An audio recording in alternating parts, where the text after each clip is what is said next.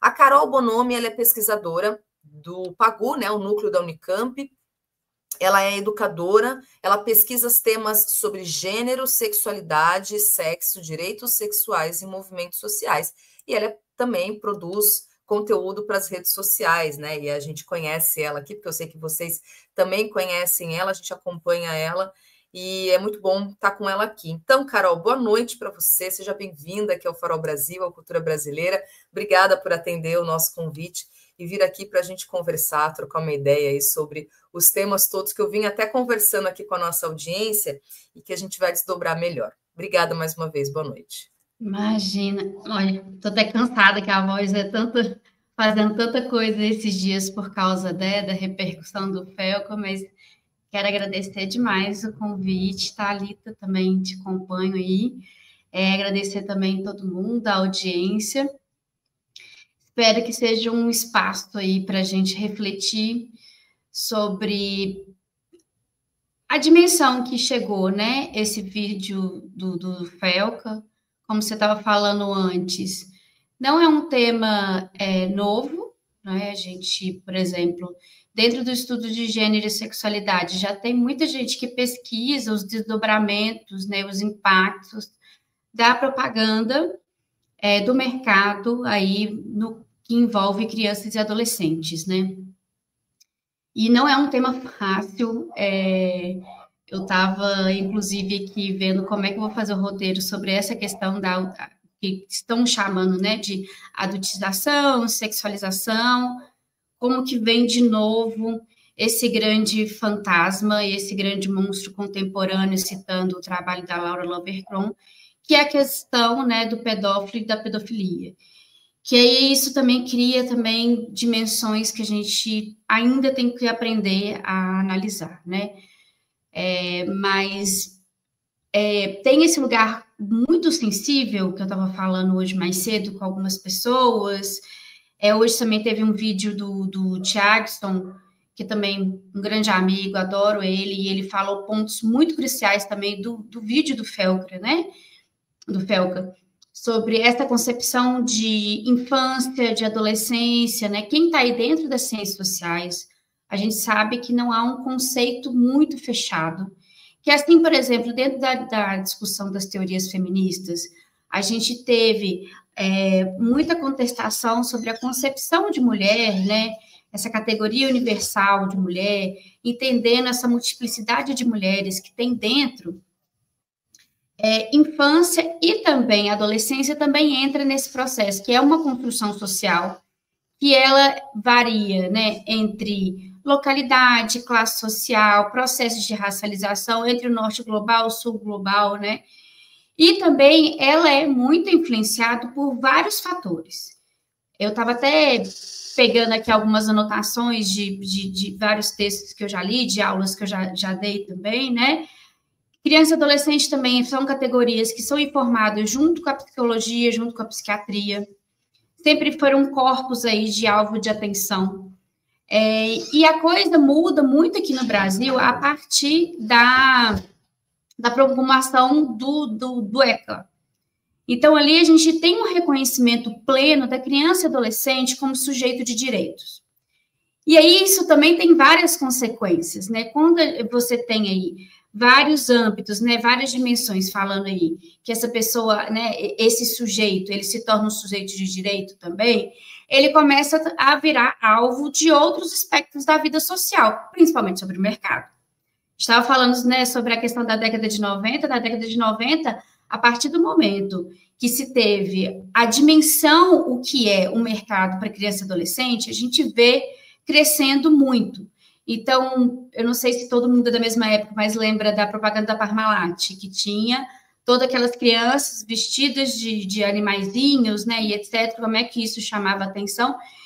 E isso foi mostrando o potencial dessa compra, né, voltada para essas pessoas, para esses sujeitos, colocando de forma geral. E isso a gente viu criando assim, uma dinâmica muito grande agora que entrou na plataforma, né? Porque essa coisa de estar ali nos vídeos, né? A criança fazendo alguma coisa engraçada, isso chama atenção, né? A pessoa que às vezes está filmando de uma forma, vamos colocar no anonimato, né? E aí não percebe, tipo assim, você está dentro da plataforma, não sabe o alcance que isso pode chegar, né? Então, assim, a gente está no momento, inclusive nós, enquanto adultos, ainda estamos entendendo o que é a plataforma, né? Mesmo para a gente que estuda, né, nesse campo eu estudo um campo da plataforma muito específico que está aí dentro do trabalho sexual, né?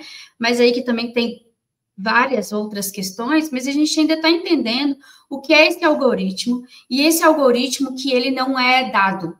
A gente não tem aí uma transparência de como que o algoritmo, dentro do grupo Meta, dentro do grupo X, dentro do TikTok, como ele realmente funciona. A gente vê ali, a partir de pesquisas, como que está sendo, né, organizado, e a partir das políticas de privacidade, né, as políticas de dados sensíveis, mais ou menos como ele pode funcionar. Mas isso não é certeiro, né? Então, quando acontece isso, a gente... Oi, desculpa. Não, deixa eu só pegar um gancho um pouquinho na sua fala, que eu gostaria muito de pedir para você, inclusive, explicar e trazer para a gente sobre esse termo, que nos últimos dias todo mundo ouviu, e muitas vezes talvez ele possa ser novo, que é o termo adultização. E vi até gente questionando, falando, olha, não sei se a adultização seria realmente o termo mais adequado, de repente o correto é falar sexualização de crianças e adolescentes. Não sei se a adultização seria um conceito mais ampliado, que traz outras problemáticas, né, a respeito, não só dentro do ponto de vista da sexualização, mas amplia-se, né, enfim, do processo de adultização, a inserção, por exemplo, de crianças que vão trabalhar e que, na verdade, né, é uma problemática também. Quem se adultiza, né, que a gente tem que pensar num recorte social, econômico, de raça, de gênero, enfim. Então, se puder só, inclusive, incluir na tua fala essa questão, né, desse termo adultização, se ele de fato é o mais correto para se pensar sobre isso que a gente está vendo agora, esse caso do Ítalo Santos, o que ele está, né, essa postura que ele tem, essa atividade que ele tem com essas garotas, ou se de fato é a sexualização, de repente é o que mais pode se enquadrar para a gente poder ter um entendimento melhor, sabe? E o que seria esse termo adultização? Porque falou-se, mas eu acho que ele está ainda um pouco ali num lugar bastante solto, o termo, sabe? Então, queria te ouvir sobre esse ponto. Claro. Eu vou ser bem sincera com todo mundo, assim, eu também estou tentando entender como que está sendo traduzido o conceito tanto de adultização como também de sexualização. Porque apesar que a gente está, por exemplo, quem faz pesquisa, a gente sabe de toda uma literatura que está por trás, a partir de dados, etc., tem também uma questão que é um processo social de como que as pessoas estão traduzindo esses termos, né? Mas, de maneira geral, eu ainda estou fazendo um pouco essa análise de como que as pessoas estão traduzindo isso nas redes, sobre adultização e sexualização, mas a adultização é todos esses processos que a criança ou adolescente, né, age conforme um adulto. Então, aí tem várias questões, né? Como assim, o conceito de adultização ele também não está deslocado com a concepção que se tem de infância e também de adolescência. E aí a gente questiona, por exemplo, uma literatura crítica de infância e adolescência, também questiona qual seria a fronteira para que você tenha esse interrompimento da infância e adolescência, principalmente porque a gente tem dados sobre infância e adolescente no Brasil muito precários. Então, quando a gente fala da adultização, onde que para, onde começa, onde termina? Tem algo que o Thiago colocou no vídeo dele, que eu estava escrevendo isso também para o roteiro, né? Que, por exemplo, a gente tem um índice muito alarmante de trabalho infantil. E quem que é essa pessoa, essa figura, né, do trabalho infantil? É um menino negro, principalmente trabalhando aí com a agricultura, pecuária, né? Isso já está no mapa, né, do trabalho infantil. E esse também, mesmo menino negro, ele também tem um processo de adultização dentro do mapa da violência. né, que é o menino que é mais parado pela polícia, são os meninos que são mais assassinados, que são crianças, inclusive, que a gente tem uma análise, que não teve uma infância plena. Só que aí, quando a gente coloca essa ótica da plataformização, a gente vê como se fosse essa ideia da paródia dessas crianças que estão, assim, visualmente, são lidas, né, como crianças, e começa a interpretar trejeitos de adultos. Só que aí a gente tem um outro fator importante, que é essa a questão da plataformização e esse alcance desfrenhado que a gente vê, que é um pouco de que, por exemplo, como que essas crianças que não estão nas plataformas já são adultizadas e elas, às vezes, não são vistas, né? E aí, o que acontece? Tem essa coisa do mercado que coloca ali que crianças vendem mais, crianças são mais atrativas, crianças chamam a atenção, né, porque tem essa visibilidade da criança, e a gente tem um outro fator que faz ainda esse processo ser também complexo, que é a interferência dos responsáveis.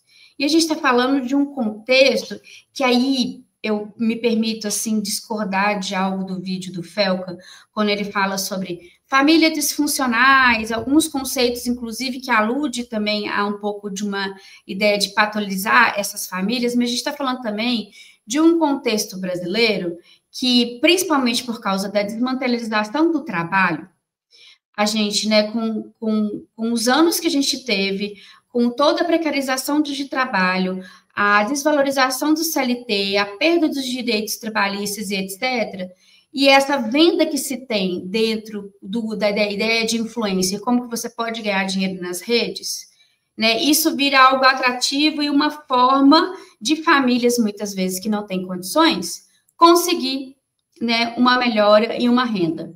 E acontece que essa renda, grande parte dela, vem dessa imagem de crianças e adolescentes. E aí que entra esse processo agora, que eu vejo que é muito diferente, que é essa adultização dentro das plataformas, que está interligada com todo esse contexto aí, principalmente pós-pandemia, né? Principalmente na pandemia, que eu acho que isso que deu o boom, né? Que quando estava todo mundo dentro de casa, todo mundo com seus filhos e etc., ficou muito recorrente aquela coisa de a gente gravar em tempo real tudo que todo mundo estava fazendo. E aí, o pessoal começou a ver, né, como que isso chegava nas redes, como que isso estava dando lucro, como é que você poderia aí estar construindo essa renda familiar. Só que é isso, como no vídeo do Fel que ele fala, né, é quando junta-se um algoritmo, monitoramento, o lucro com essas imagens das crianças e também a falta de uma educação digital coletiva, que não é só para criança e adolescente, mas também para a gente como adulto, né? Que a gente vai para esse extremo, aonde a gente está nessa zona cinzenta dessas fronteiras, né? De quais são as consequências desses processos dessas crianças ficarem imitando adultos. Que uma coisa por exemplo, na parte lúdica que a gente tem, quando a gente é criança, a gente pegar a maquiagem da mãe, pegar uma roupa do pai, e etc., fazer isso de uma forma que isso torna-se o brincar, propriamente, né, quando você está ali naquela infância compartilhada dentro de casa. Outra coisa é quando você pega todos esses frames da vida íntima e usar isso de uma forma mercadológica, totalmente sem controle, totalmente sem supervisão, né? E aí, as redes, inclusive o mercado, começam a entender que essa é um grande nicho que precisa ser, desenvolvido, né, que a gente vê esses impactos do capitalismo, né, desse neoliberalismo, dentro desse âmbito das crianças e adolescentes. E aí, entra nessa parte sobre que também é muito delicada de falar, que é esses processos, né, de erotização e sexualização, que é um calcanhar de Aquiles, na verdade. Eu sempre falo isso, não é um debate fácil de se falar.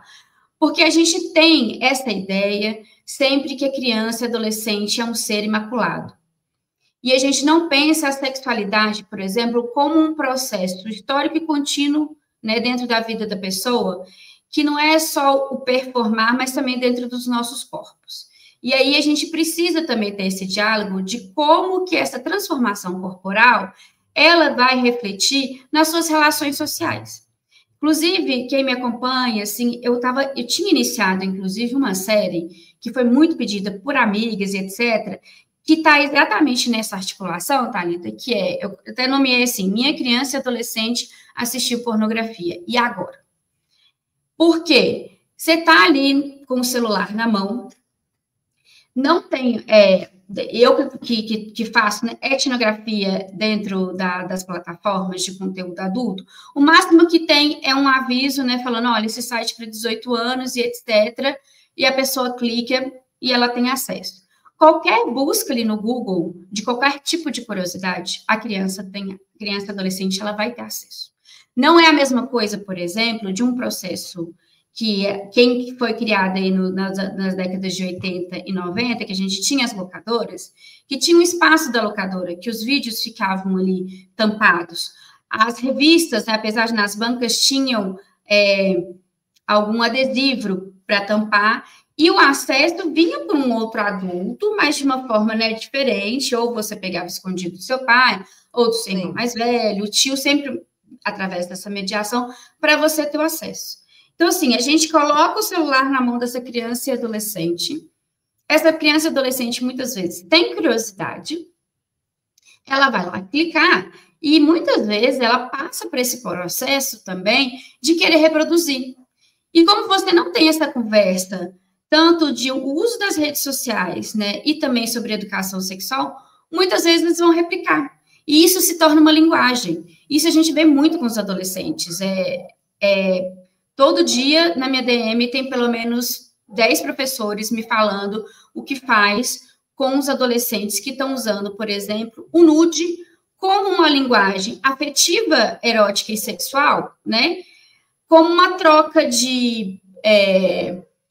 como se fosse uma prova de amor, uma prova de afeto, né? E a gente pensar o que a gente está agora ensinando para essas pessoas. E aí, como não tem acesso para poder discutir isso, para falar, olha, agora não é o momento. Olha, você mandar nude, quais são as consequências? E você que recebeu o nude, o que você faz com isso, né? Você não pode, por exemplo, divulgar nas outras redes. Qual que é o impacto de você fazer uma dança no TikTok? Né? É muito complicado isso, e às vezes também a vida é tão rápida, de às vezes pais, mães, que tem aí uma tripla jornada de trabalho e etc., que vai deixando a coisa meio acontecer, que é difícil a gente acompanhar isso no cotidiano. Agora, tem um outro momento, uma outra dimensão, que é quando as pessoas conseguem ler que esse tipo de dança vende. E aí faz dessa criança e adolescente uma renda através dessa dança.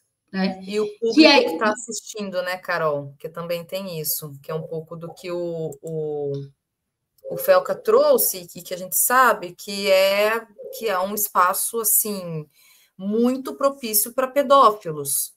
Então, também tem essa dimensão, né? Agora, eu queria só pegar um ponto dentro da sua fala, primeiro para poder te ouvir, assim, uma avaliação sua mesmo sobre o fato em si, né? Primeiro, a repercussão do vídeo do Felca e por que isso me causa, sempre me leva para um lugar de questionamento, porque eu vou ser muito sincera aqui, e eu não sou a primeira que estou falando isso, porque eu fui acompanhando ao longo dos últimos dias, porque parece as feministas chatas, né? As mulheres feministas chatas que vão falar. É porque isso não é novo. Isso que o Felca está falando não é absolutamente nada novo. Quem está um pouco mais atento com esses temas, já sabe que isso já vem sendo apontado já de longa data. Né, os perigos da internet, as questões da plataformização, como você está falando, como essas crianças estão ganhando dinheiro, como elas estão sendo expostas. Então, eu queria uma avaliação sua nesse sentido, assim, como é que, nesse âmbito, e o tamanho que a coisa chega, primeiro até porque a denúncia ao Ítalo, ela não é nova, uma investigação, tanto do Conselho Tutelar, quanto do Ministério Público da Paraíba, já é um processo que já está correndo na Justiça. Então, não é nada novo. O que é novo, claro, é a iniciativa do Felca, e ele foi assim muito feliz, inclusive, porque ele utilizou justamente, né, a amplitude da voz dele para poder fazer valer, e que chegou no mundo da política. A gente teve o presidente da Câmara dos Deputados dizendo que vai colocar em pauta isso como prioridade para os deputados, e aí vem o hype da política, né? Aí todo mundo quer colocar trocentos projetos de lei, todo mundo quer falar a respeito, etc. Tem, evidentemente, pessoas da política, né, que fazem isso de maneira séria, ética, e que, de fato, estão preocupados com essa questão, mas tem aqueles que a gente sabe que vão também pela onda do oportunismo, até pela sua vida, né, pelos seus posicionamentos político-ideológicos e quem eles defendem. Mas eu queria uma avaliação sua nesse sentido, assim, Carol, como é que você está vendo isso? Eu comecei falando, as feministas chatas, etc., porque isso não é novo. Esses apontamentos e esses alertas, e claro, tem algumas pessoas que falam, olha só, precisou um homem branco vir falar para ganhar. Embora falar, porque é isso, eu sou bastante acusada de ser identitária, viu, Carol? Então, eu estou bastante acostumada e eu falo sobre isso aqui. Mas é verdade, ao fim e ao cabo, não deixa de ser verdade. E tá tudo bem também, sabe? Não é. E Não o vou nem aqui. algoritmo vê isso, né? É algo que Então, alguém me perguntou, não sei aonde que perguntaram para mim e que eu achava disso. Eu falei, gente, o Felca, o algoritmo privilegia ele, né? Primeiro que ele já tem muitos seguidores, ele tem uma base muito engajada, que é isso que o algoritmo gosta, essa interação, e ele tem toda a leitura do corpo dele que o algoritmo privilegia. Então, ele é um homem branco, né, tal, que já sabe usar as redes, como colocar, como que o vídeo é feito, as entonações, nada ali é por acaso, né? Então, é meio assim, quem está ali, né, entendendo um pouco disso sabe que é muito fácil, tanto que, assim, se a gente for olhar a meta das últimas 3 semanas, 3 semanas, a gente está com uma sequência de vários perfis caindo. Teve do Jonas, recentemente, que eu acho que o caso dele foi o que acendeu para mostrar que é como que o algoritmo está mudando muito do grupo meta, mas teve outros perfis, né, de ativistas aí que tiveram perfil também que caíram, tipo assim, a Bruna da Leitura Pretas, teve várias pessoas aí que tem o Pretitudes também, caíram, e a gente sabe que essa última mesma, a reformulação do Meta de maio, que está aí muito de acordo com a política do Trump, vai pegar muitos perfis que discutem direitos humanos, principalmente os de debates raciais, né? Então, o Felca tem aí ele chega no ponto de largada aí um pouco mais na frente do que a gente, né? Porque aí também vai isso. Todos esses articuladores sociais, eles também vão sendo usados para ranquear e para fazer o algoritmo entregar mais ou não, né? Então, dependendo do assunto, né? Enfim, então, o Felca já está nesse ambiente aí. Eu também, assim, na hora que eu vi a repercussão, eu falei, não. E aí, como eu estudo muito tempo as questões de gênero e sexualidade, e eu estou num campo da sexualidade, que eu fico brincando, que a gente ainda está na ralé, que a gente está na hierarquia, assim, que é um debate muito sensível, né, que está na parte dos direitos sexuais, principalmente nessa interface do trabalho sexual, que a gente tem vários problemas, né? Na verdade, eu estou ainda processando e eu estou um pouco atordoada com essa repercussão, porque o meu medo, na verdade, agora é um pouco uma constatação de como que dentro, e eu vou falar assim, né, dentro da gente aqui da esquerda, da direita, daqui a pouco eu falo, mas dentro do campo da esquerda, como a gente não aprofundou os debates, a gente não conseguiu pegar pesquisas, né, e fazer uma análise crítica dos últimos anos, como que tem sido tratada a questão de violência sexual, tanto, né, de mulheres, crianças e adolescentes, E eu tenho medo de como que essa repercussão pode dar aí uma nova cruzada moral. Por que que eu falo isso? E quem quiser se interessar, tá? Eu super recomendo. Tem o trabalho da Laura Lovercron, que depois eu procuro, que ela estudou a CPI da pedofilia, que foi impulsionada pelo o senador Magno Malta, que foi em 2008. E a gente teve algumas reformulações de 2008 no Código, no Código Penal e no ECA. E aí a gente tem milhares de leis, tá? Que elas também, elas não conseguem, muitas vezes, conversar com as instituições, com ministérios e com políticas públicas. E aí, no meio disso, a gente entra na discussão de como que também a direita foi mobilizando certos assuntos, que vem aí desde, vamos dizer, vou colocar como uma fronteira, vamos colocar um tempo histórico, que foi na época aí de 2013, né, no governo da Dilma, quando o Marcos Feliciano assumiu a Comissão de Direitos Humanos, e aí veio todo um pânico em cima do kit gay. Quando veio o pânico do kit gay, gente, veio também as discussões sobre não só a questão de ideologia de gênero e etc, tal, mas voltou muito forte essa ideia da pedofilia e também ligada às discussões de identidades e práticas sexuais. Querendo ou não, quando a gente fala sobre pedófilo, tem muitos conceitos e muitas concepções do que se tem de pedofilia. A grosso modo, a pedofilia ela não é crime, porque a pedofilia ela é uma condição psíquica, né? E aí o que acontece? Tem pedófilos que não cometem crime, sentem o desejo, etc., mas tem formas de controlar isso. Tomam bloqueador de hormônio, tem tratamentos, inclusive, para isso, sigilosos, porque o pedófilo, ele é, querendo ou não, o maior vilão que a gente tem dentro aí da sociedade. Você acusar uma pessoa de pedofilia, isso é muito sério. Inclusive, uma das pessoas da época da repercussão da CPI do Magno Malta, depois foi comprovado que ele não era pedófilo. Isso acabou com a vida dele, acabou com a vida da filha dele. Né? Ele era um pai solo com uma filha, que aí teve a filha também destroçada nesses casos. Né? Então, são denúncias muito, muito sensíveis. Né? Então, a gente, por exemplo, vê a direita querendo fazer cadastro de pedófilos, castração química, que isso não resolve o problema. Até porque, assim, qual que é a efetividade de você ter um cadastro de pedófilo?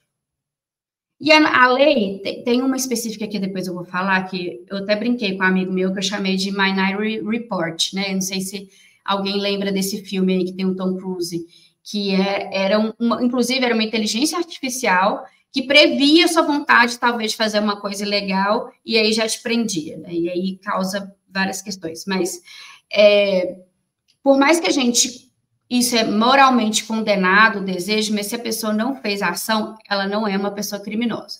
E aí, no nosso Código Penal, a gente tem todo esse processo que é criminalizado, que é a divulgação, produção, né, comercialização do conteúdo de violência sexual de crianças e adolescentes. Porque também foi constatado em pesquisa que grande parte dessas pessoas que produzem não são pedófilas. Inclusive, se a gente pegar, que hoje foi algo que eu fiz, eu cruzei alguns dados que eu tinha aqui. Quando você olha para o índice de violência sexual de crianças ou adolescentes, é dentro de casa. E muitas vezes isso apareceu, acho que umas 4 ou 5 reportagens no ano passado no Fantástico, de como que as pessoas que são tutoras das crianças e adolescentes são também responsáveis por gravar e vender esses conteúdos. E não são pessoas pedófilas. Que aí tem essa diferença da pessoa que está comercializando e como que difunde. E aí a gente tem um outro problema também, que a gente tem que colocar na régua e que está muito crescente, que são os adolescentes que estão vendendo esses conteúdos. Adolescentes, né, que regem redes aí e que estão divulgando, né, e estão vendendo conteúdos sexuais de criança e adolescente nas redes, que aí, inclusive, pegam de nudes e etc., de outras pessoas sem consentimento, que aí torna ainda pior o crime, né? E vão vendendo. E tudo isso não é pedófilo, mas do jeito que a gente está conduzindo a discussão agora, do jeito que a gente vai estar pretendendo fazer esses projetos de lei, como é que a gente vai fazer todas as diferenciações? Por isso que é importante a gente conceitualizar e também olhar para que a gente tem de lei, quais são os instrumentos que a gente pode avaliar isso, né? Para a gente criar formas mais efetivas. E é algo que eu falei hoje num vídeo que eu coloquei no meu Instagram, que é uma forma específica, uma forma efetiva, é a gente pensar na ideia também de educação sexual e de educação digital, né? Consentimento também passa por tudo isso, né, Thalita? Tipo, uma amiga minha falou assim, meu filho recebeu um nude, cara, o que eu converso com ele? Falou, você tem que explicar para ele o que é esse nude, né? Por que você não pode divulgar esse nude? Por que você não pode colocar isso no grupo dos seus amigos? Ou até mesmo para os marmanjos de 18 anos, também acima de 18 anos, né? Até homens dos nossos círculos também, para mostrar o porquê que isso não por que isso é ilegal? Porque não tem consentimento, né? Porque por mais que eu estou numa relação afetiva sexual e às vezes a gente faz essas trocas, não significa que ela é pública, né? E aí o que acontece? Desculpa. Não, imagina, deixa eu só aproveitar aqui e entrar um pouco nesse ponto. Eu vou ler alguns comentários que foram chegando aqui também, que o pessoal dialoga bastante com a nossa conversa, mas eu vi uma publicação, acho que eu até coloquei nos meus stories, que diz o seguinte, que a pessoa fala assim, nem todo pedófilo é aquele velho, aquele senhor, aquele velho, sabe aquele estereótipo do pedófilo e tal? E aí, inclusive, até provocando, falei, ó, se você aí, que já é barbado, né, já é adulto, um homem com barba na cara e fica sexualizando garotas de 13 anos, então, preciso te contar um negócio. E aí, a Oceana aqui, ela diz, olha, quem consome esses conteúdos são homens no geral, não somente pedófilos. Aí a gente até amplia um pouco a conversa para entender, inclusive, a questão da sexualização, né, que ela é muito precoce, sobretudo para meninas, né, não à toa, inclusive, que elas são as principais vítimas, a maior parte das vítimas de estupro nesse país. As adolescentes, né, aquela idade ali entre 10, 13 e 14 anos. Mas aí a minha pergunta que tem um outro tema, não sei se tema, se conceito, é isso que eu queria muito te ouvir, até para você explicar para a gente aqui, que a gente fala muito, inclusive, né, que é a cultura de estupro. Quando a gente fala de cultura, inclusive, né, é um grande guarda-chuva, então abre-se um grande debate. Mas eu queria te ouvir nesse sentido, assim, se, por exemplo, nos estudos de gênero, isso é realmente considerado como um conceito? Como é colocado a questão da cultura de estupro? E o que revela essa questão da cultura de estupro? Sobre, inclusive, né, essa questão de sexualizar muito precocemente meninas, essa questão, por exemplo, que a Oceana trouxe aqui, que quem consome esses conteúdos não são necessariamente pedófilos, mas aí é uma dúvida que eu tenho. Um homem adulto, por exemplo, que é instigado, ele sexualiza, né? Ele é instigado nesse sentido da sexualidade mesmo, por meninas muito novas, meninas de 12, 13 anos ali que estão... Ele é considerado um pedófilo? Não é? A gente tem uma sociedade que ela é muito permissiva nesse sentido, inclusive, porque a gente tem uma sociedade que ela faz uma ode à juventude, né? Passou de mulheres que passaram, por exemplo, dos 30, 35, 40 anos, os red pills têm isso no discurso o tempo todo, né? São mulheres que, enfim, não são mais atraentes, etc, etc.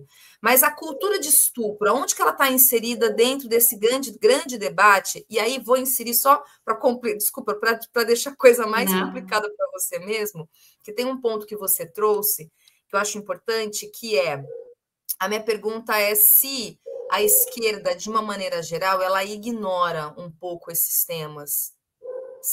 Completamente. Quem me acompanha já sabe que eu falo que é nesse ponto que a esquerda e a direita elas se encontram. E aí o vídeo do Felcro rola isso. Aí por isso que eu acho que eu ainda estou naquele momento de meio aterrorizada, entendendo um pouco isso, e a gente quer ser cientista social, a gente gosta de saber os porquês, como que as pessoas estão nomeando as coisas, enfim, né? Mas eu vi aqui um comentário sobre a novinha, essa coisa da novinha também ela é muito importante. Eu tenho uma grande amiga, Camila Fernandes, ela está também no Instagram, ela tem uma tese maravilhosa que fala sobre essas disputas que se tem sobre esse conceito de novinha. Ela fez uma etnografia nas creches na favela do Rio de Janeiro, para mostrar as mães, por exemplo, aí dentro de uma idade de 30, 40 anos, e as novinhas que são 18 anos, mas tem essa coisa, né? É exatamente o que você falou, esse hoje da nossa sociedade pelas pessoas mais novas. E eu vejo muitas vezes como isso se confunde com o que é considerado como pedófilo. E assim, eu vou colocar uma nomeação de pedófilo aqui, apesar de não gostar muito, mas aí eu estou dentro do que está dentro do DSM, que é o Manual de Psiquiatria, tá? Mas muitas vezes eu vejo isso, homens que são muito mais velhos, aí ficam com garotas mais novas, mas são maiores de 18 anos, a gente vê como esse conceito de pedofilia, ela muda. E aí a pessoa chama de pedófilo. E não é bem assim, né? Pedófilos são pessoas e podem ser mulheres também, tá, gente? A gente fala muito dessa visão masculina, mas também há casos de mulheres. Mulheres também podem ser pedófilos. A gente coloca isso no masculino porque acaba que tem uns casos que tem mais destaques de pedofilia que envolvem homens. Mas há também casos de mulheres que também são pedófilas. E aí podem também tanto abusar de crianças meninas, como também crianças meninos. Assim também como homens abusam de meninas e também abusam de meninos, tá? Então, assim, primeiro isso. E elas têm esse desejo, atração por crianças que aí falam até 13 anos, mais ou menos. E, assim, aí tem os graus, principalmente quando é criança e bebês, né, de uma infância ainda menor, né, então tem essas questões. E fica um pouco essa discussão, que é bem complexa, meio nesse limbo aí, vamos dizer, dos 14 aos 18 anos, né. Então, tem toda ainda essa disputa do que é essa questão da pedofilia, porque a gente tem a concepção médica, tem essa questão da jurídica e tem um pouco do entendimento das pessoas, né? Principalmente quando está nessa posição de poder que muitas vezes os homens ocupam, principalmente os mais velhos, muitas vezes são traduzidos como pedófilos. E a gente tem que tomar cuidado, porque são dois processos diferentes. Uma coisa é que a gente está falando, né, desse desejo, atração e etc., por crianças. Outra coisa é como a gente vê muitos, e não está só nas plataformas, né, gente? A gente tem todo um imaginário aí de mulheres, de homens mais velhos protegendo a gente, que a gente tem em série, a gente tem em filme, a gente tem em livro, a gente tem em tudo, né? Que aí tem esse duplo movimento, né? De fazer esse ode a mulher de sempre mais novas, a gente não pode envelhecer, e essa parte, né, de sensualizar o homem mais velho. E aí tem uma coisa de disparidade do poder, que é uma questão da geração. Então, do homem mais velho com a mulher mais nova. Tanto que, assim, pode ser um homem de 60 anos estar namorando uma mulher de 30 anos, que vai ter aí assimetrias de poder, e, enfim, não significa que essa mulher é adulta, que ela vai estar isenta disso, né? Então, a gente tem que fazer essas duas distinções para a gente tomar cuidado, né? Porque é isso, gente, a categoria de pedófilo, ela é uma categoria de acusação muito forte, né? Eu acho que ninguém consegue se recuperar disso, quando você é acusado de pedofilia, né? Bom, e aí, nessa coisa, dessa interface que a gente tem sobre idade, né, tal, você falou sobre a questão da cultura de estupro. O conceito da cultura de estupro, ela surgiu aí na década de 70 com as feministas radicais. E aí tem aí uma leva de várias feministas que vem um pouco criticando essa ideia da cultura de estupro. E aí também parte pela mesma concepção que se tem sobre a categoria de mulher. Primeiro, por achar que essa ideia de cultura de estupro, ela é universal, que isso também pode levar a diferentes formas de conceber o próprio estupro. Então, por exemplo, mulheres do norte global dos Estados Unidos têm uma vivência muito diferente, por exemplo, se a gente for falar, igual tem o termo, né, de estupro de guerra, das mulheres né, que estão aí vivendo em contextos precários de guerra, ou mesmo as mulheres em contexto de migração, enfim. Então, ela também é uma categoria muito em disputa dentro, assim, das literaturas feministas.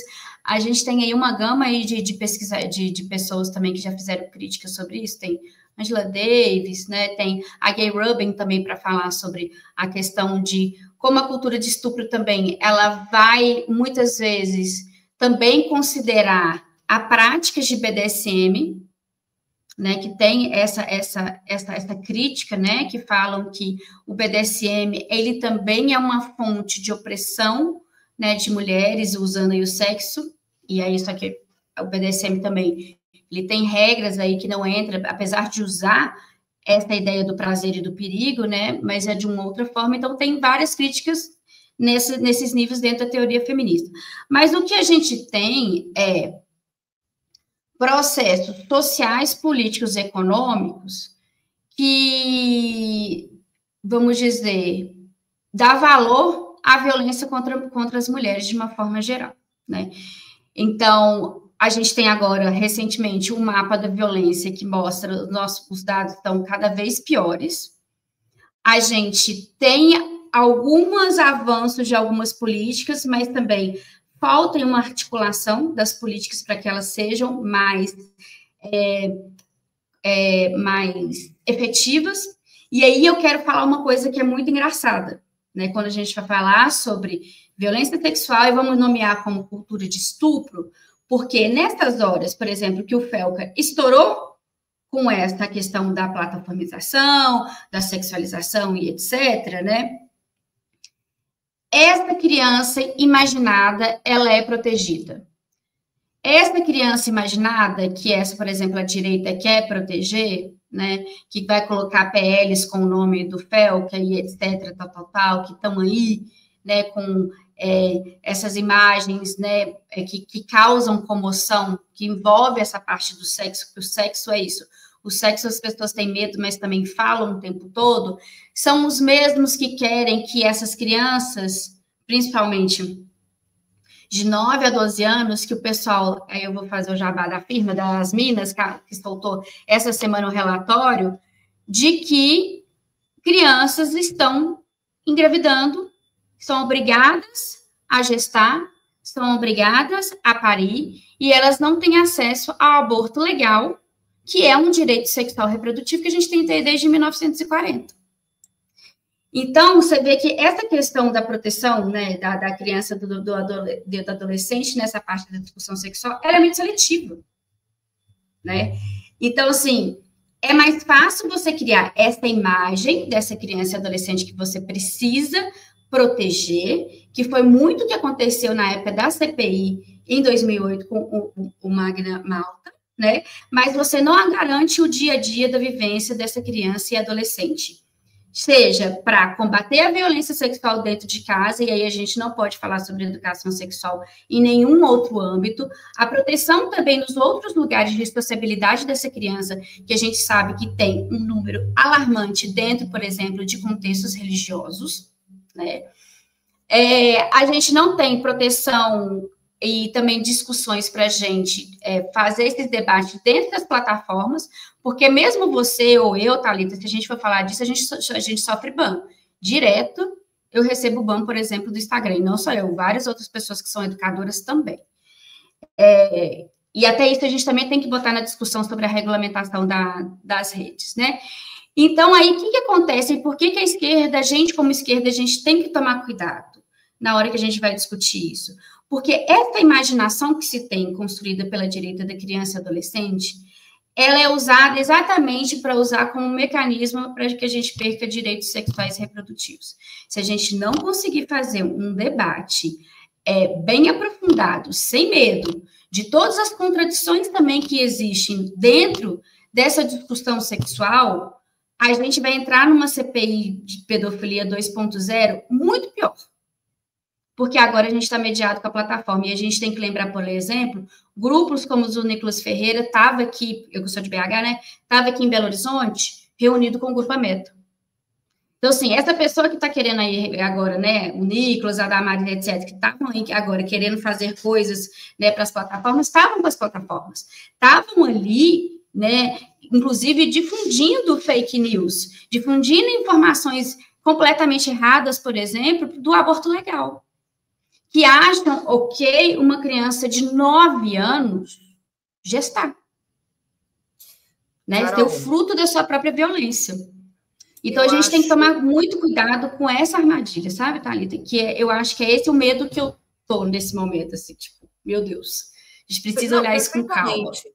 Perfeitamente. Inclusive, eu vou colocar aqui, Carol, eu estava aqui na minha programação, inclusive, divulgar essa série de Isso, reportagens, uma delas é das Minas. Inclusive, gente, se vocês não conhecem, é o que a gente chama de jornalismo especializado, né? As Minas é demais. direcionado realmente a se pensar sobre todas as questões de gênero, e essa série de reportagens, inclusive, ela está falando justamente dos serviços de aborto, onde eles estão localizados. E aí tem todos os dados, as informações, para vocês terem uma ideia, por exemplo, em uma década, o Brasil teve 205 mil crianças que engravidaram. Não sei se chegaram a ter filho, tá? Não vou lembrar agora se elas, né, chegaram a ter filho, mas que engravidaram 205 mil crianças em uma década. E aí, bom, aqui, enfim, né, tá a reportagem que vocês estão vendo na tela, e eu achei muito interessante, né, no sentido pedagógico, mesmo didático, que é o mapa das taxas de Exatamente. fecundidade e hospitais. Então, nesse mapa aí que vocês estão vendo, olha só, quanto mais escuro o tom de rosa, maior a taxa de meninas que são mães, tá? Meninas que engravidam. Isso, quando a gente está falando, inclusive, de meninas que engravidaram, meninas que são mães, é fruto de estupro, né? Segundo a nossa legislação, lembrem-se que até 14 anos de idade, qualquer relação sexual, não existe essa ideia de consentimento. Nós estamos falando de crianças Exatamente. estupradas. E aí, olha só, o mapa, então, ele está dizendo tudo que tá um pouco, talvez, difícil para vocês enxergarem aí, talvez um pouco distante, mas para vocês terem, e depois eu vou passar o link para vocês, enfim, terem acesso à reportagem, verem com mais atenção. Mas tem os serviços, hospitais com serviços de apoio legal, é onde tem essas cruzinhas aí em branco, com fundo preto. E nem Aí todos também os hospitais também, né, Thalita, estão com atendimento do aborto legal. E é isso, tem os hospitais que oferecem o serviço, mas com todas as problemáticas, porque tem um CRM federal que baixa a portaria proibindo e criminalizando o médico que está fazendo aborto, tem os serviços, os profissionais de saúde com toda uma abordagem moralista, religiosa, que impede não só as crianças, como as mulheres mesmo que foram estupradas e que querem enfim, interromper a gravidez, né? Interromper a gestação. E aí é isso, tá? Estou passando aqui bem por cima mesmo, como eu falei, vou trazer o link, colocar o link para vocês, mas assim, tudo para dizer, primeiro que é uma baita reportagem, assim, Não, totalmente demais. É ao mesmo tempo necessária. assim, é escancarada e ao mesmo tempo muito dolorida, assim, muito É o dolorida. cenário que nós temos num país que nós temos, como eu disse, né, mais de 200 mil meninas que engravidaram, que foram estupradas e que engravidaram, e que nós temos um Estado que permite que essas meninas, embora a gente tenha uma lei, mas permite que essas meninas sigam com uma gestação que elas correm risco de morrerem, porque isso já tá colocado pela medicina, e que não tem a menor condição de serem mães. Assim, Exatamente. é devastador, é escandaloso. E aí eu volto, Carol, para te ouvir, no sentido de voltar aqui para o nosso campo dentro da esquerda, porque quando se fala em aborto, eu me lembro bem na campanha de 2022, em que se aventava essa ideia de falar sobre aborto, sobre o Lula enquanto candidato falar sobre isso, etc., é quase que tema proibitivo. A gente não pode falar sobre isso. A gente não pode falar de direitos reprodutivos, a gente não pode falar sobre termos de fato uma discussão séria e corajosa e dizermos que, olha, a gente precisa sim regulamentar e descriminalizar o aborto nesse país, porque esse é o cenário. A gente está É. tratando de crianças que são estupradas e que têm esse seu direito negado. Então, enfim, é isso. Assim, eu falo em tom Na de muita época, indignação, sabe, Carol? já aventava um pouco isso, né? Porque, por exemplo, a gente tem a médica, a doutora Helena Paro, que ela foi perseguida durante o governo Bolsonaro. Ali já estavam os sinais de como já estava em perigo, né? Já estava em risco o aborto legal. E é isso, enquanto a gente estava falando do aborto irrestrito, a gente também está garantindo o aborto que a gente já tem numa legislação. E é muito engraçado, assim, é muito. Chega a ser assustador que a gente está falando de um Código Penal de 1940, de um período completamente complicado histórico, a gente está falando do governo Vargas, né, que, enfim, perseguiu também várias mulheres, enfim, que garantia um mínimo ali da concepção que se tinha, né, e depois esse direito, né, abrangeu principalmente para a questão que a gente teve do vírus, do Zika vírus, né, e depois essas formas também de informação que nunca eram 100%, que a gente não precisava, por exemplo, do boletim de ocorrência para poder fazer um aborto legal em caso de estupro, né, e como que o estupro também virou essa discussão, né, ela cria um valor de verdade, né? A gente, enquanto pessoas, né, que sofreu qualquer violência sexual, a gente tem que provar. Aí a gente chega na instituição, a gente não é ouvida, não tem suporte nas delegacias. Muitas delegacias, por exemplo, tem delegados homens, pessoas sem formação, enfim. Aí tem vários impeditivos, né? Querendo ou não, a plataforma, né? Ela está conseguindo um pouco fazer essa divulgação de informação, mas não adianta a gente só ir para as informações se a gente não conseguir pegar, por exemplo, no CERN, que são as instituições. Por exemplo, no caso da medicina, a gente sabe que tem aquele artigo que fala que a pessoa com alguma ideologia, ela pode querer recusar de fazer o serviço. Mas recusar de fazer o serviço não significa que ela tem que recusar as informações, porque as informações também são direitos sexuais e reprodutivos. Se ela não faz, então passa para outra pessoa que faça, sabe? Colocar isso também nas normativas, sabe? Estar lá dentro do governo e o governo também brigar por isso, né? Não basta só fazer anúncios de campanha, é brigar dentro da estrutura que a gente precisa fazer, né? A gente sabe que tem várias pessoas ali dentro que são muito competentes, mas só uma não adianta.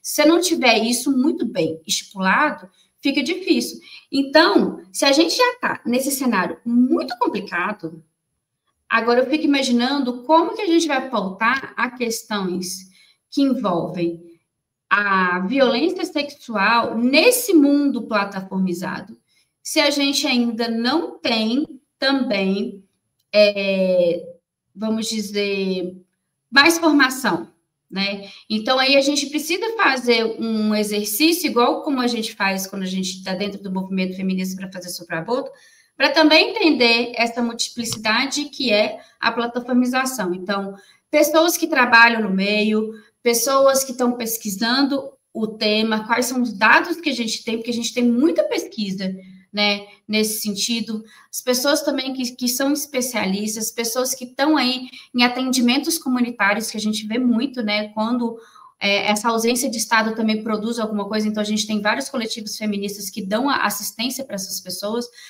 para a gente poder fazer um bom projeto de lei para estar pegando esse novo universo da plataformização. E outra coisa que eu quero falar, que a gente focou muito nessa discussão sobre a questão da sexualização, porque ela acaba que tem esse clamor, ela movimenta muita emoção quando a gente fala sobre sexo, que é muito delicado, mas o que ficou para mim do vídeo do Felca é que a gente também está falando de uma nova transformação do trabalho infantil que é plataformizado. E o trabalho plataformizado também que vai atingir essas crianças e adolescentes que estão aí no meio disso, que também têm suas diferentes articuladores sociais, né, e também diferentes contextos de vulnerabilidade, porque a gente vê também pessoas muito pobres, de regiões muito distantes, que às vezes está fazendo aquilo para ter alguma forma de subsistência. Como é que a gente vai tratar disso também? Né? Porque a gente vê como que pega essa questão econômica muito forte. E aí eu volto para aquilo que eu comecei no começo do nosso diálogo, né? Quando a gente responsabiliza tal, mas a gente está num momento tão ruim sobre essa questão da desmantelização do trabalho, a falta de proteção ao trabalho digno e etc., que as pessoas estão nessa hoje do empreendedorismo, né? Tanto que a gente vê aqueles vídeos também das crianças empreendedoras, que é completamente, né, perigoso, né? E formando aí uma juventude que não vê os direitos trabalhistas como algo essencial.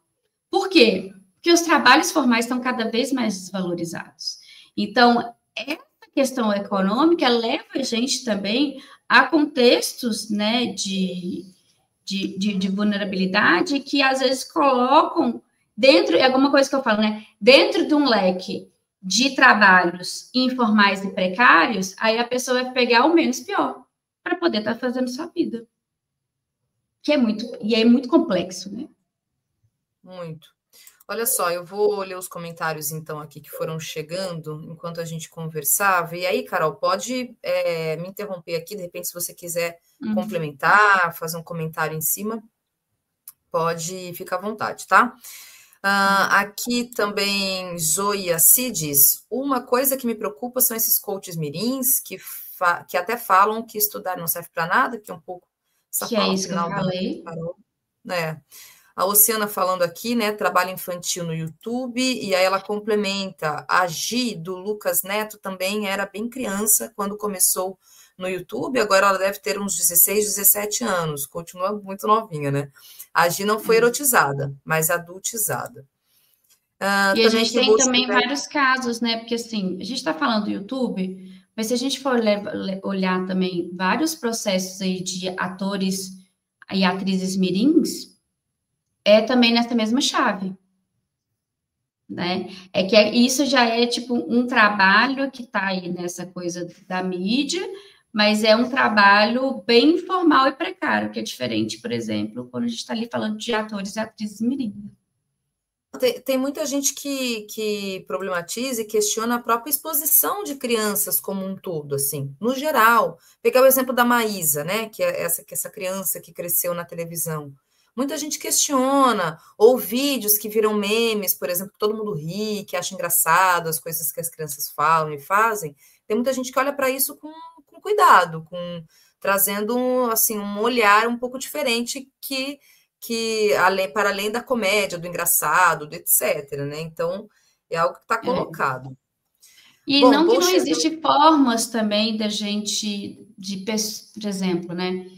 Dessas pessoas seguirem com carreiras ok, né? Tipo, a Maísa é um exemplo. E ela falava das prioridades que ela tinha na vida dela, como é que o pai e a mãe dela também fizeram durante o percurso. Por exemplo, né, Sandy Júnior, que foram também crianças que cresceram dentro da mídia, fazendo shows e seguiram estudando, formaram em universidades, inclusive, né?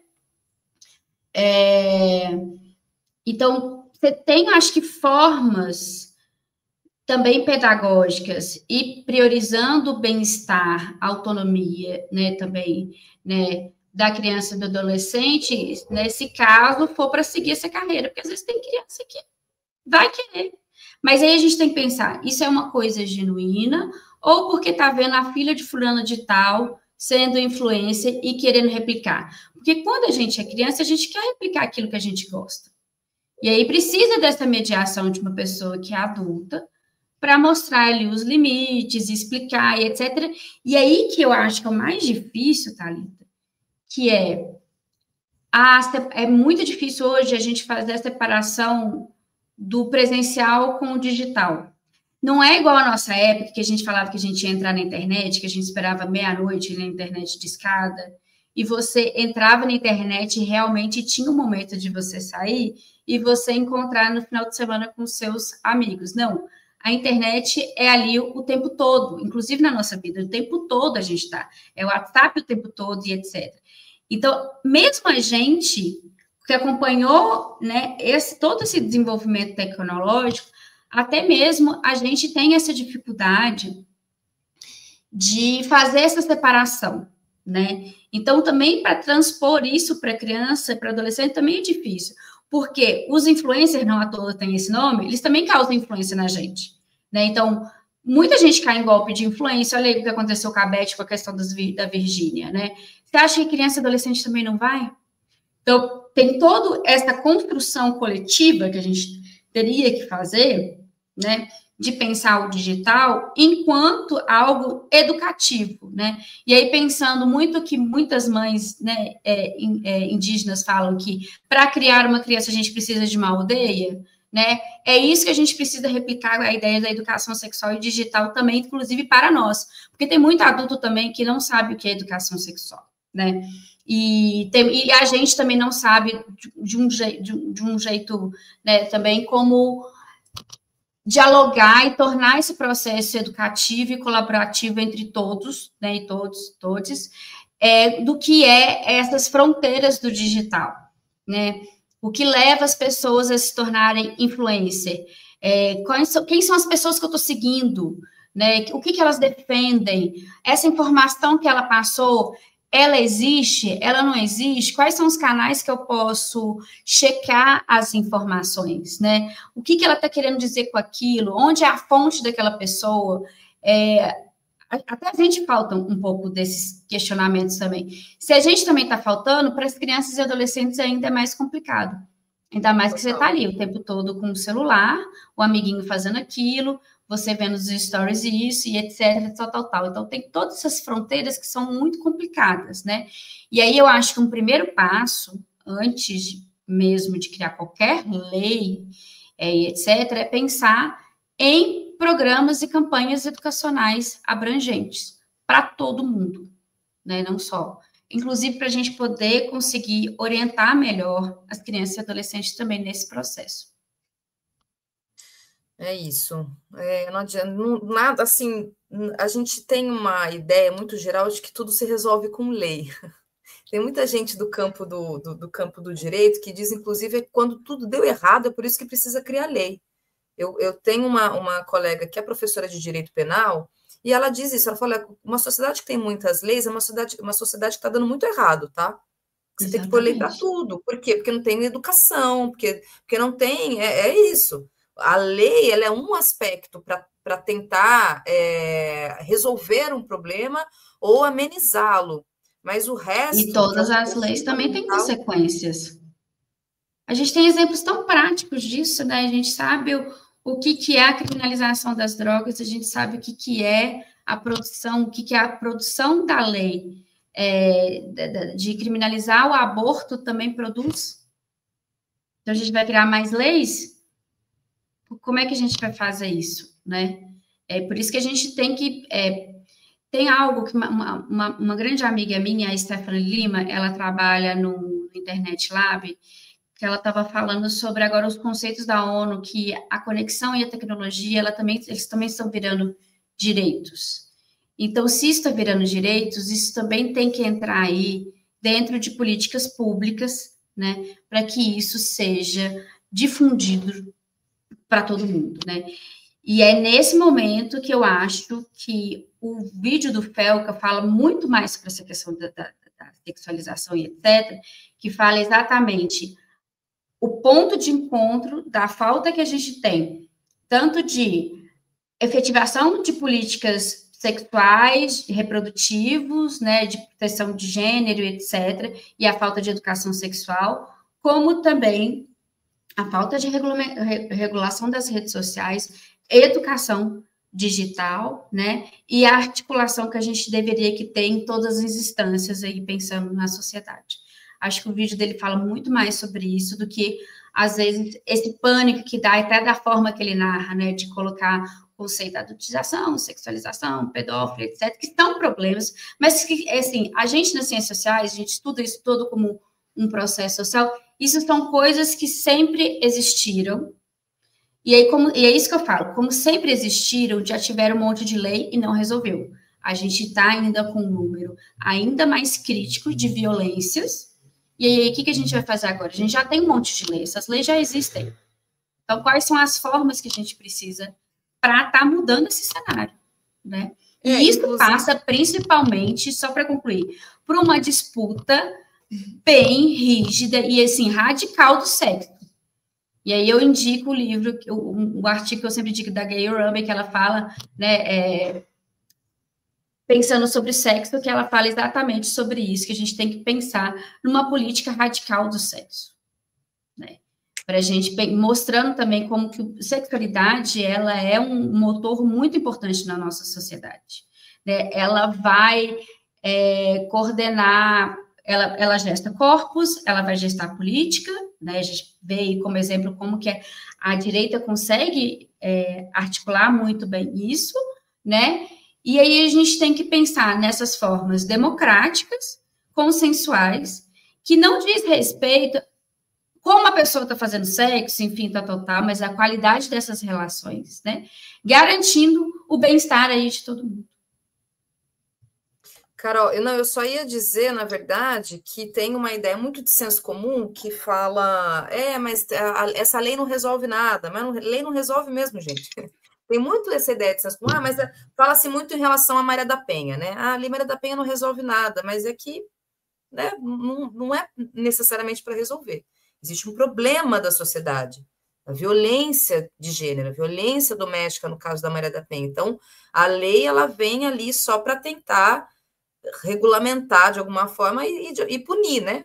É o Estado colocando ali a sua prerrogativa da violência, no sentido da punição, para poder punir aquele que está criminalizando e, portanto, aquele que está praticando e enquadrá-lo como um criminoso. Mas a lei não resolve. Não é a lei que vai resolver. Exatamente. Aí tem essa coisa. Se você mantém essa educação de perpetuar a violência contra as mulheres, isso vai continuar sendo perpetuado.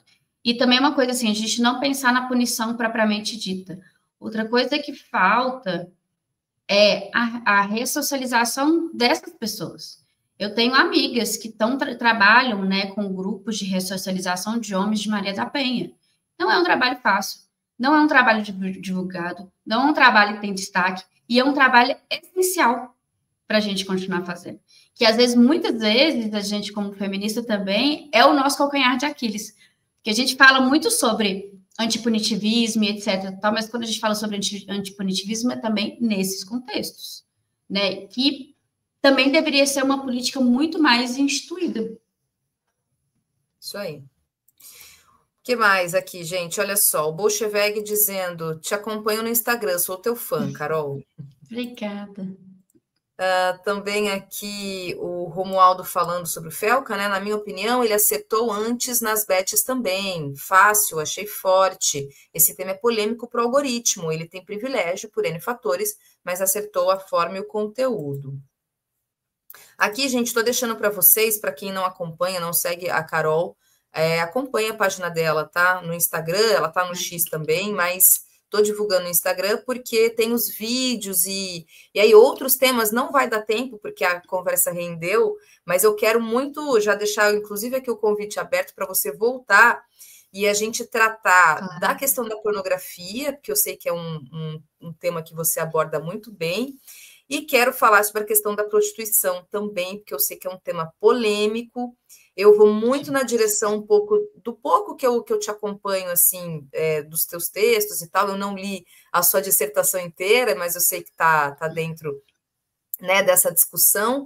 Mas eu vou um pouco na direção daquilo que você trata, a questão, né, da prostituição enquanto um trabalho, né? Mas tenho dúvidas, tenho questionamentos. Eu sei que é um tema polêmico e que suscita bastante conversa, mas não vai dar tempo, então já deixo em aberto para você voltar e a gente tratar dessas questões aqui, viu, Carol? Com certeza, volto demais, só me chamar que eu venho.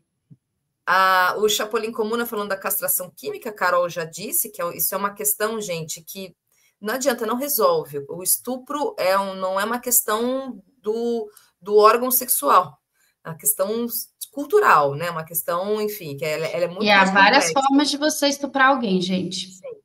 O órgão sexual não é. Inclusive, a gente teve essa ampliação de estupro, de importunação sexual, porque não está ligado ao órgão, né? Tipo, Isso é muito complicado também, porque se a gente for pensar, só lembrar, eu sempre quando penso nessas políticas, eu sempre lembro do artigo da Angela Davis sobre o mito do homem negro estuprador. Quem são essas pessoas que vão ser penalizadas, gente? Quem são as pessoas que já são lidas, né, como perigosos, sexualmente também, e aí usam também o termo para falar sobre a questão da sexualidade, né, desse ímpeto sexual. Sempre são corpos negros, a gente vai ter mais um braço do Estado para estar aí massacrando mais né, esses grupos, assim. Isso, por exemplo, também quando fala sobre a criminalização do cliente, no caso do trabalho sexual, a mesma coisa. Né? E essa ideia punitivista, ela não funciona, e a gente tem exemplos práticos disso. Né? Inclusive, esse é um artigo muito bom da Angela Davis, que ela vai também bater de frente com várias concepções de feministas radicais nesse período, né? Que ela vai falar sobre essa ideia, né, não só disso, né, como que veio a ideia do linchamento, por exemplo, e a gente pode ver também como que isso, é de releitura que nós temos nas redes sociais hoje, né, quando a gente vai falar sobre esses assuntos, como é que, quem que são as primeiras pessoas que são linchadas, né, então, assim, aí a gente junta ainda com essa discussão dos sexo, inclusive essa questão da pedofilia, né, não só que tem aí sempre essa leitura, né, de homossexuais tá total, mas também tem aí um agravante também de corpos negros aí, nessa categoria de acusação. Então, a gente tem que tomar muito cuidado. Por isso que eu falo que é um tema muito delicado, com muitas nuances e muitas camadas. Sim. Que a gente precisa olhar isso com mais atenção. Totalmente. E aí, aqui só mais 2 comentários. A Bianca Dry, que diz: sou pediatra do SUS e percebo a dificuldade do controle parental sobre os filhos nas redes. O cansaço da rotina pesada dessa sociedade capitalista, para mim, é a maior culpada desse descontrole. E o Matheus Firmino... Quiser comentar, pode comentar, Carol, por favor. Não, é exatamente aquilo que eu falei sobre os pais com 3, 4 trabalhos para manter uma renda, né? Porque só um trabalho não dá conta, e muitas vezes o celular acaba sendo um refúgio, entendeu? Então a gente tem que pensar aí mais a qualidade de vida para essas pessoas. Por isso que a gente não pode falar de família disfuncional, não é bem assim, né?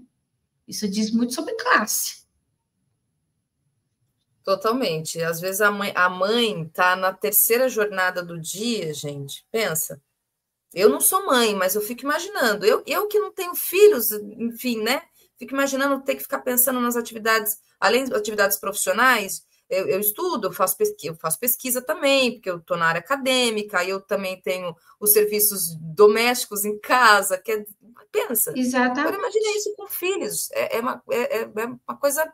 Sim, eu fico ainda no campo da imaginação, porque eu não sou mãe, mas então eu acho que é uma saída tão fácil, a gente só simplesmente culpar os pais e não pensar isso de uma forma coletiva. Aí que vem essa alusão que eu falei sobre para criar criança e adolescente, a gente precisa de uma aldeia. Né? E muitas vezes essa concepção que a direita coloca, né, que a educação é fechada às portas. Não, a educação é coletiva. A criança e adolescente ela tem vários nichos de sociabilidade. Inclusive, uma delas é as plataformas. E aí, se a gente não pensar ali de pessoas também, e não só monitoramento da rede para também estar falando, olha, isso é errado, não vou estimular esse conteúdo, isso também facilita demais, gente. Não é só responsabilidade de um campo, né, do que diz respeito à vida social dessa criança e adolescente, é de todo mundo. É isso. E aí, o último comentário, Carol, eu vou deixar aqui em aberto. Claro, você pode comentar, mas já fica aqui na direção da sua volta ao programa, que eu quero muito tratar sobre a questão da pornografia e da sexualidade. Mas o Matheus Firmino diz o seguinte: importante não ficar apenas nessa perspectiva adultocêntrica sobre o problema. Precisamos avançar na discussão e reconhecer sem pudor que crianças e adolescentes têm direitos sexuais e reprodutivos.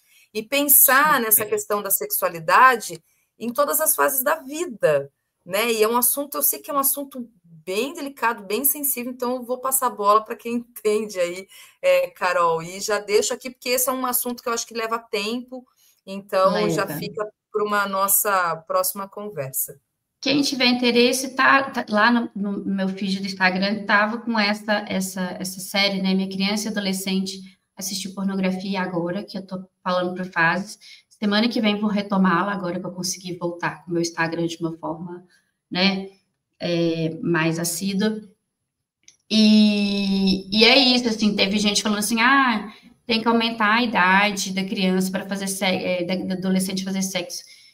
Gente, tem uma coisa também que é um processo, a sexualidade, ela está em construção o tempo todo da nossa vida.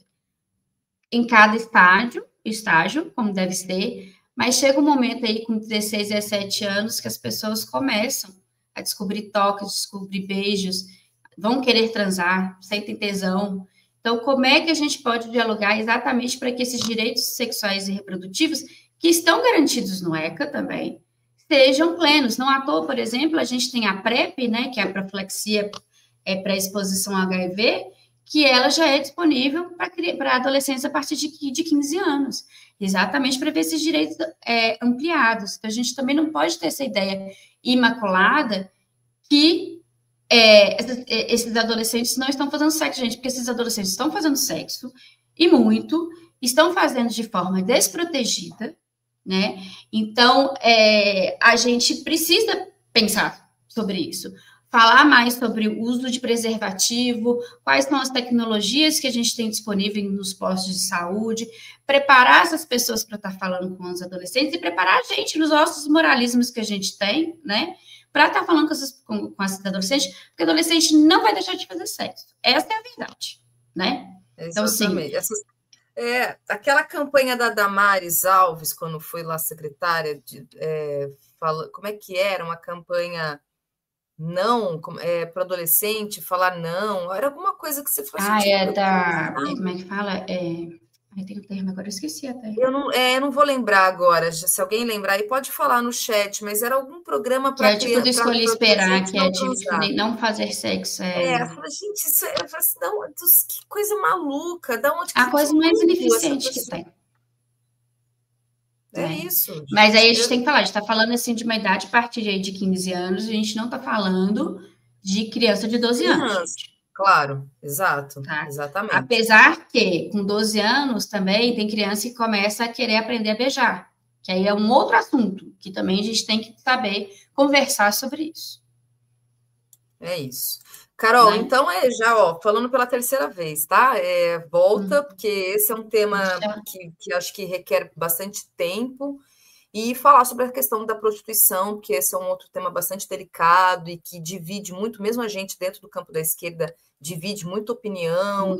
Eu tenho muitas dúvidas, muitas perguntas que eu quero te fazer, então fica para uma próxima, e já te agradeço muitíssimo de se disponibilizar, vir aqui conversar conosco. Muito obrigada mesmo e até a próxima. Obrigada a você, Thalita, pelo espaço. Obrigada a todo mundo que ficou aqui. É um grande prazer.